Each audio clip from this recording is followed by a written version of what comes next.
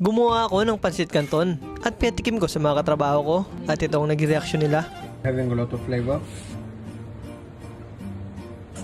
Ngayong araw nga ay nagkasama na naman kami ni Andre. Bukod kasi kay Kevin, kapag kasama si Andre ay automatic may kainan nito. Nagtanong kasi siya kanina kung marunong daw ba ako gumawa ng mga Chinese food. Dahil nga meron akong mga ilang ingredients, sabi ko bakit kaya hindi ako gumawa ng pansit canton? Pero hindi yung bihon ha, ayoko kasi nun. Ang mga oriental food kasi kagaya ng pansit canton ay daladala ng mga Chinese traders noong unang panahon. Kaya siguro sobrang dami ng similarities ng mga pagkain natin sa China dahil nga sobrang lapit natin sa kanila. Sa sobrang lapit nga halos kunin na ang lahat. Anyways, balik tayo sa kwento. Maraming nagtatanong nito kung yung mga ginagamit nga daw ba namin sangkap dito ay galing sa kumpanya or galing sa sarili naming pera. Sa totoo lang guys, karamihan po ng mga nakikita yung pagkain na ginagawa ko, especially yung mga Filipino food ay galing po sa sarili naming pera or siguro sa akin. Sa mga Italian restaurant kasi, especially sa mga pizzeria, sobrang limited lang ng mga ingredients namin dito. Kapag may time na nauumay na sila sa pasta, talagang naghahanap sila ng kakaiba. Hindi ko nga alam kung kami lang ba ay nakaka-experience nito. May time kasi na nai-stress kami kakaisip kung ano yung papakain namin sa kanila. Lalo pat sobrang limited lang naman ng mga kasangkapan na meron kami. Isama mo pa dyan yung mga vegetarian, hindi kumakain ng baboy, may allergy sa cheese. Talagang isip malala ka kung anong ipapakain mo. Pero ang maganda kasi sa mga madalas kong kasama halos kinakain nila ang lahat. Puwera na lang kay Momo dahil Muslim siya. Anyways, dapat nga hindi ako maglalagay ng karne dito sa pansit na to. Pero dahil nga may nakita akong galamay ng pugito sa rep namin, kaya sinama ko na lang rin. Pogi talaga. Hehe. Mahaba ang pansit kaya sinasabi nating simbolo ito ng mahabang buhay. Pero para sa akin, parang bawat hibla nito ay kumakatawan sa mga taong dumaan sa buhay natin. May mga hiblang nagkakahiwalay, may mga nagkakasama, may mga nananatili. Siguro ganon din ang buhay. Hindi natin kontrolado kung gaano ito kahaba, pero tayo ang gumagawa kung gaano ito kasarap at kahalaga kasama ang mga taong nasa paligid natin. Grabe yung pansit na to. Kalasa ng pansit ni Aling Lucy sa Las Piñas. And tara,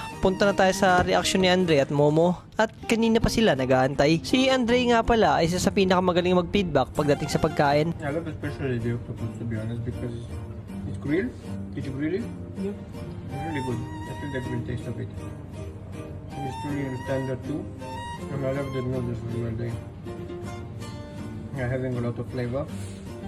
And not to say this dish is full of fiber because you added a lot of vegetables. That's good.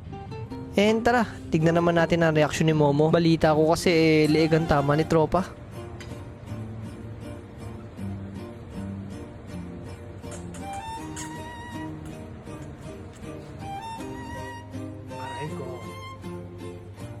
And ayun lang, mukhang nag-enjoy naman sila sa pansit natin dahil halos pati ang plato ay kainin na nila. Anyways, maraming salamat po sa lahat ng sumusuporta sa atin.